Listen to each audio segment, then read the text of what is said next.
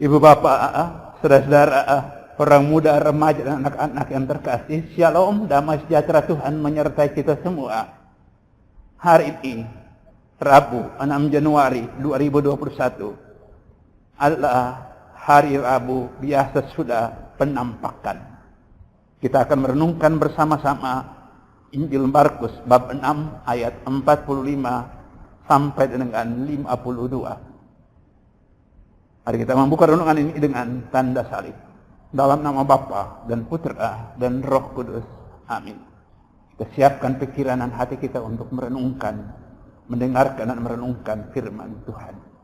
Dari Injil Markus bab 6 ayat 45 sampai 52. Sesudah memberi makan 5.000 orang, Yesus segera memerintahkan murid-muridnya naik perahu dan berangkat lebih dahulu ke seberang, ke Betsaida. Sementara itu ia menyuruh orang banyak pulang. Setelah berpisah dari mereka, Yesus pergi ke bukit untuk berdoa. Ketika hari sudah malam, perahu itu sudah di tengah danau, sedang Yesus tinggal sendirian di darat. Ketika melihat betapa payahnya para murid mendayung karena angin sakal, maka kira-kira jam 3 malam, Yesus datang kepada mereka berjalan di atas air. Dan ia hendak melawati mereka. Ketika melihat dia berjalan di atas air, mereka mengira bahwa ia adalah hantu. Lalu mereka berteriak-teriak sebab mereka melihatnya dan sangat terkejut. Tetapi segera Yesus berkata kepada mereka, "Tenanglah, aku ini, jangan takut." Lalu Yesus naik ke perahu, mendapatkan mereka, dan angin pun reda. Mereka sangat tercengang dan bingung. Sebab sesudah peristiwa roti itu mereka belum juga mengerti, dan hati mereka tetap degil. Demikianlah Injil Tuhan, terpujilah Kristus. Ibu bapak, saudara-saudara, orang muda, remaja, dan anak-anak yang terkasih, apa pesan Tuhan untuk kita pada hari ini? Di Injil kita mendapatkan Yesus yang melihat para muridnya yang kepayahan. Payah mendayung karena angin sakal. Dan ia tahu para murid membutuhkan kehadirannya. Dia datang menjumpai mereka.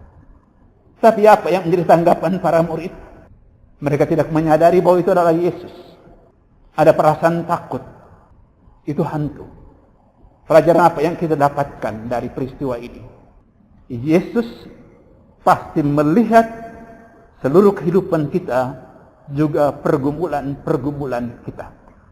Dan dia adalah pribadi yang selalu tergerak untuk bertindak, membawa ketenangan dan kedamaian. Penting untuk kita tidak menjadi seperti para murid dulu, yang menanggapi kehadirannya dengan perasaan takut karena mengira bahwa dia hantu.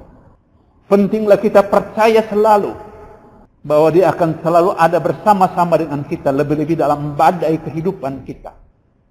Pentinglah untuk selalu percaya pada kekuatan kita di tengah-tengah badai, karena kita percaya bahwa yang punya kekuatan itu selalu ada bersama-sama dengan kita. Masalah, kesulitan, pergumulan, badai kehidupan itu terjadi justru karena kita kuat. Tuhan mengizinkan itu terjadi karena kita kuat. Kuat justru bukan karena kita punya kehebatan, tapi karena Tuhan ada bersama-sama dengan kita.